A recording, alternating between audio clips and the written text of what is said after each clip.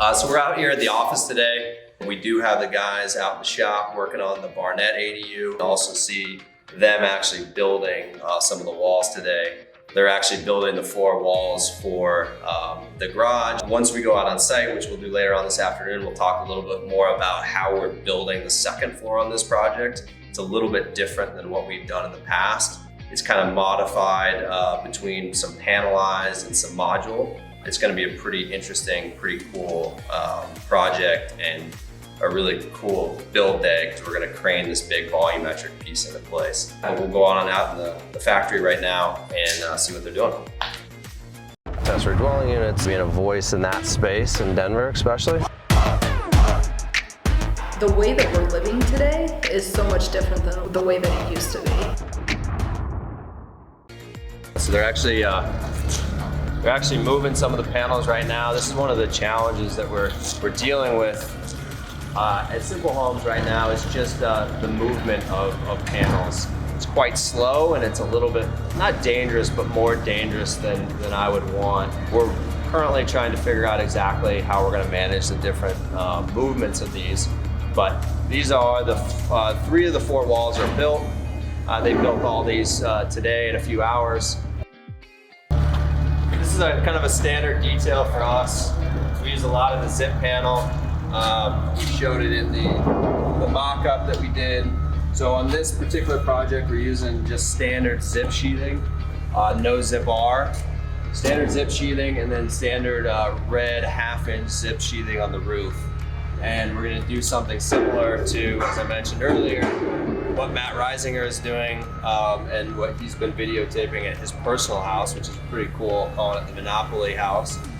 We're gonna do basically the same kind of air sealing details, but again, they built all this stuff on our tables over there with the laser, with all the digital fabrication models, and built all these walls in just a few hours.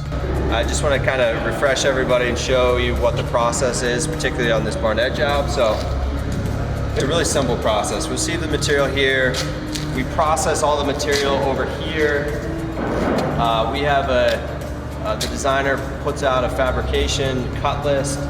We put everything in the list, and then just a small one, but we put a label on everything, and that tells you exactly what panel it's for and what location it's for. And that's basically it. We put them into kits, we kit everything here, make sure all the pieces are together, and then we just move it over here either with a forklift or a pallet rack. We kind of have a sub-assembly table right here that we build some of our headers and that type of thing. And then really what we do is bring the kits right here, take out all the pieces, and all of the laser is actually shooting down, which you can kind of see here, and it shows where everything goes. So the stud would line up here, and all you got to do is just put it where the laser says, and that's kind of your check to make sure that is this piece the right piece? Is a double check on your extents and all of that. So it makes it very fast, and it is a quality check as well. So what they'll do is basically lay everything out, frame everything like normal, and this is a perfectly square table. And this thing moves in and out, this piece here. So as soon as it's framed, this pinches it together to make sure that it stays square. We do go ahead and double check the square just to make sure. And then we put our sheathing on top. And there's no need to do anything at that point because it's secure, square. We sheath it, the laser tells you exactly where to sheath it. We nail it, lift it up, pick it, and take it and put it right on the truck. And as I mentioned earlier, that's one of the things we're trying to refine is the movement from here to there, not only from a safety standpoint, but from a speed standpoint. And then basically we take it from here to the trailer to set on site. So we try not to touch it any more than that. Here to there to site.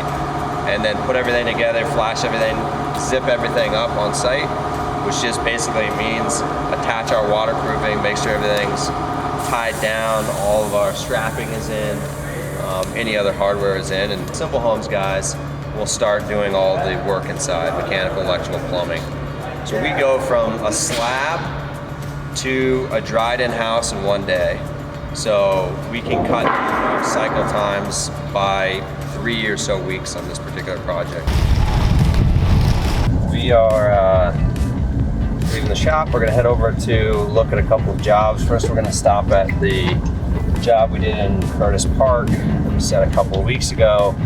Some of the Homes team set that, and then we jumped right in and got the mechanical, electrical, plumbing going, and that's all completed. Got a little bit of a delay. Should have been insulated this week, but didn't quite make it. But we'll insulate and start drywall next week.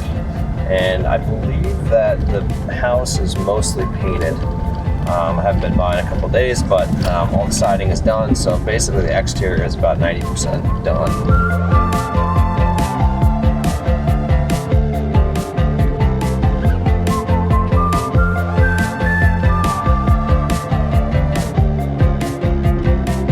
So we want to give a little shout out to Denver Distillery. They hooked us up with some of this hand sanitizer. As everybody knows, during this time, it's really tough to get your hands on this stuff. And so luckily we found that they were doing it and went down and got a bunch of this stuff, big containers, and then we just fill up these little bottles. But it smells like I've been drinking in the truck. I've not been drinking, I've just been using my hand sanitizer. So, but it's pretty cool stuff, and we appreciate them for that. We are out here at the Curtis Park project. Last time we were out here from a video standpoint was about 3.5 weeks ago.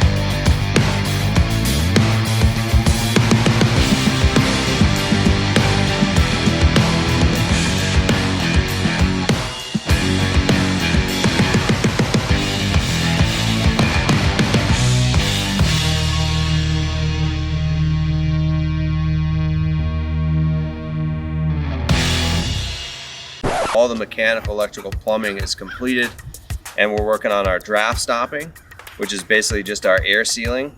And then we'll get insulated at the beginning of the week next week, and then we'll start drywall next week. So we're hoping that we're about 6 or so weeks away from being 100% completed on this. And hopefully next week we'll be 100% done on the exterior, besides the landscaping, which will then be probably in a couple of weeks. So let's head in the back. I got Arturo from Final Touch Painting. Finishing up a painting probably today. The only thing we're missing here is we had some back order 6x6 posts, fiberglass posts. I probably should have just done 6x6 normal posts, but I really like the fiberglass. They're nice and smooth and they paint really nice. This is a Hardy product here. One of the cool details on this is just the inset windows. So we got an inset detail, and I really like this from an aesthetic standpoint. It really makes it look high quality and really fit in more with the neighborhood especially. But this is a detail that I want to use moving forward on a lot of our stuff, not just the traditional stuff, but the more modern stuff. It really just gives a nice dimension and shadow lines to what these windows are. And it's really not much more work. We are in a Curtis Park Historical District, and so they mandated some of the stuff you see here, like the really close lap siding, the inset windows, the fiberglass windows, and then some of the header detail over the tops of the windows, and then some of the detailing that we did in the cable here. So I think we'll head inside. We'll look at the draft stopping and kind of talk about the process in there. Adam? Excuse the mess, it's a little bit messy in here today. We're doing all of our draft stopping. This is kind of the first bit of living space. This is the mechanical room and laundry space, kind of entry foyer. And you can see here just where all this foam is. We're really trying to make sure all these areas are sealed.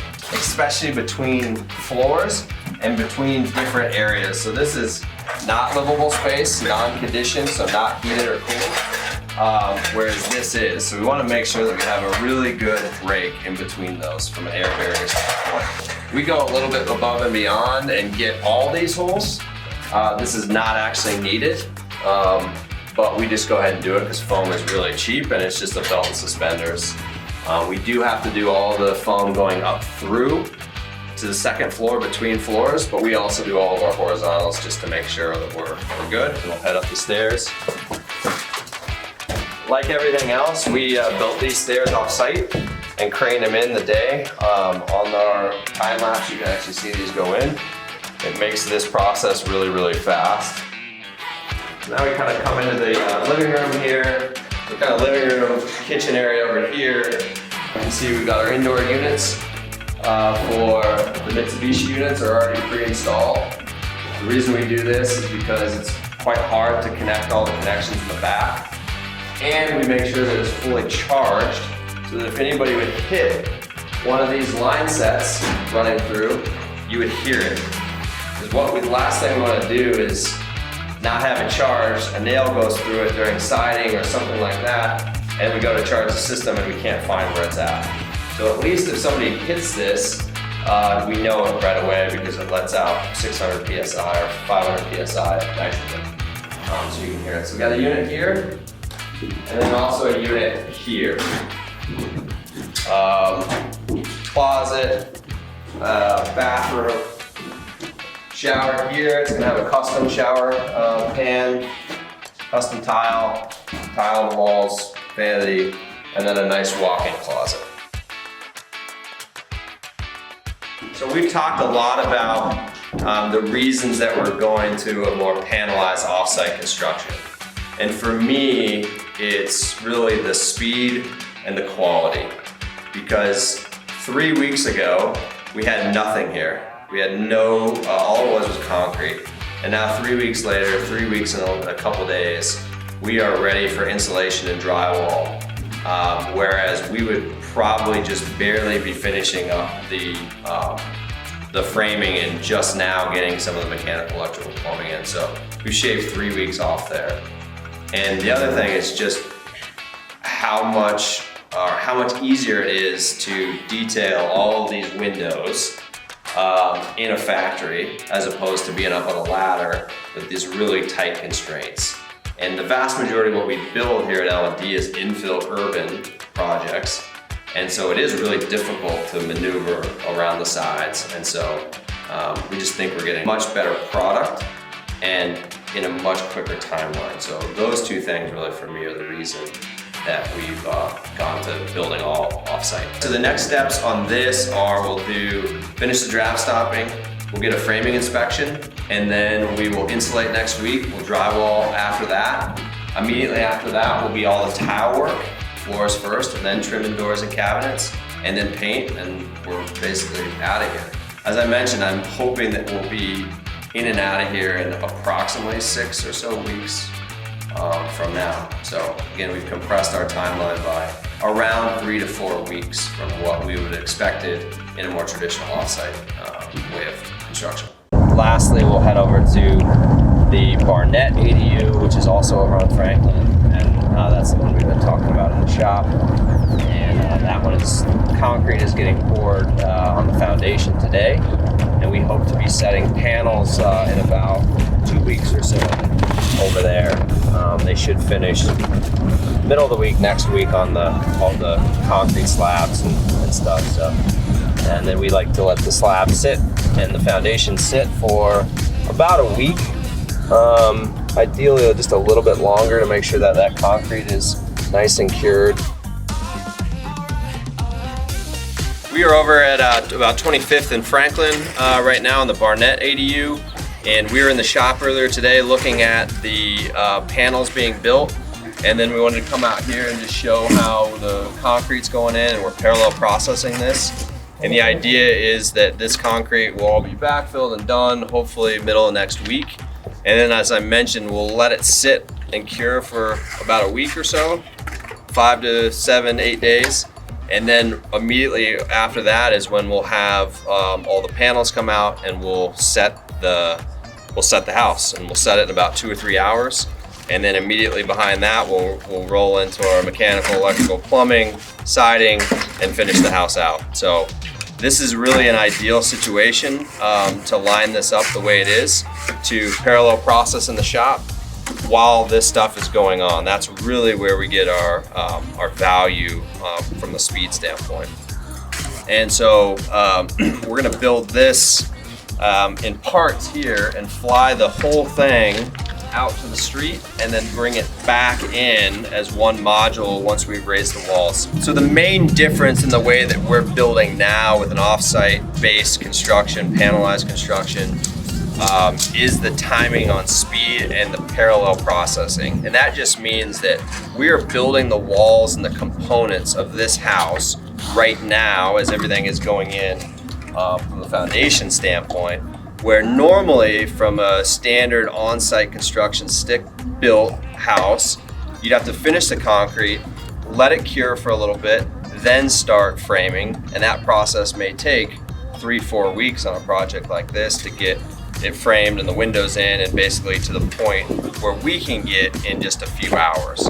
So we eliminate the 3 or 4 weeks and condense it down into just a few hours and really just one day.